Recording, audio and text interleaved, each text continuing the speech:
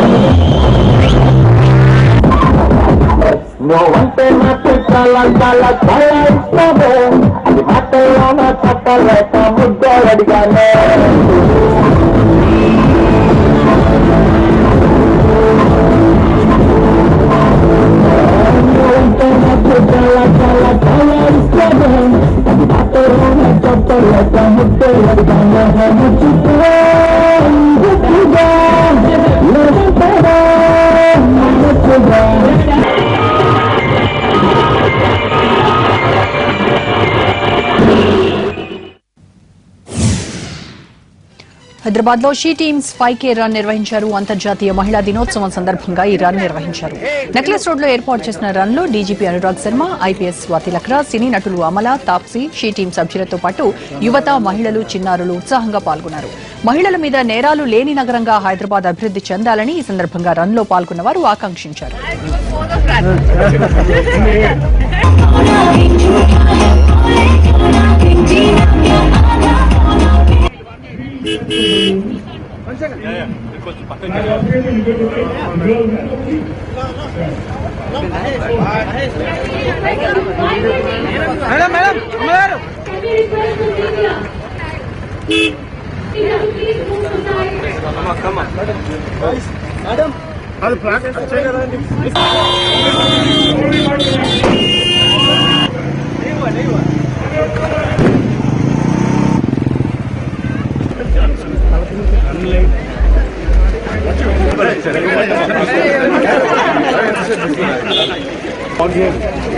Photographer కొంచెం తొందరగా జరగాలి.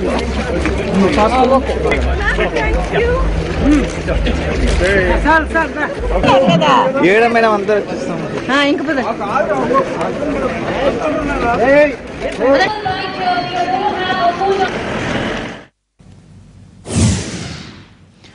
ఆదాయాన్ని పెంచుకునేందుకు రైల్వే శాఖ కొత్త మార్గాలు అన్వేషిస్తోంది. ఇందులో భాగంగా కొన్ని రైళ్ల పేర్లు త్వరలో మారబోతున్నాయి.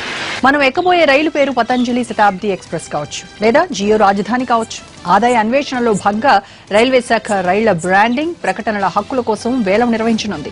వచ్చే వారం నుంచి ఈ హక్కుల వేలం పాట నిర్వహించనున్నారు. మొత్తం 1000 రైళ్లు వేలంలో ఉండబోతున్నాయి. బాబా రామ్దేవ్ కు చెందిన ప్రముఖ ఆయుర్వేద ఉత్పత్తుల సంస్థ పతంజలి, ఈ వాలెట్ దిగ్గజం పేటీఎం, ఎయిర్టెల్ వంటి సంస్థలు హక్కులను దక్కించుకునేందుకు పోటీ పడుతున్నాయి. పతంజలి తన ఆసక్తిని బహిరంగంగానే వెల్లడించింది. అయితే పేటీఎం దీనిపై అధికారికంగా ఎలాంటి ప్రకటన చేయలేదు. వచ్చే బుధవారం నుంచి బిడ్స్ మొదలవుతాయి. ఈ కొత్త పథకంలో భాగంగా రైల్వేలకు భారీగా ఆదాయం వస్తుందని అంచనా వేస్తున్నారు. హక్కులను దక్కించుకున్న సంస్థలు ఆ రైళ్లను తమ ప్రచారానికి వాడుకుంటున్నాయి. తమ ఉత్పత్తుల అడ్వర్టైజ్మెంట్లతో నింపేస్తాయి. శతాబ్ది, జనశతాబ్ది, రాజధాని, గరీబ్ రథ్, సూపర్ ఫాస్ట్ ఇలా అన్ని రైళ్ల ప్రచార హక్కులను రైల్వే శాఖ అమ్మేస్తోంది. ఈ రకమైన ప్రచారంతో తమకు మంచి లాభం ఉంటుందని ఆయా సంస్థలు పోటీ పడుతున్నాయి.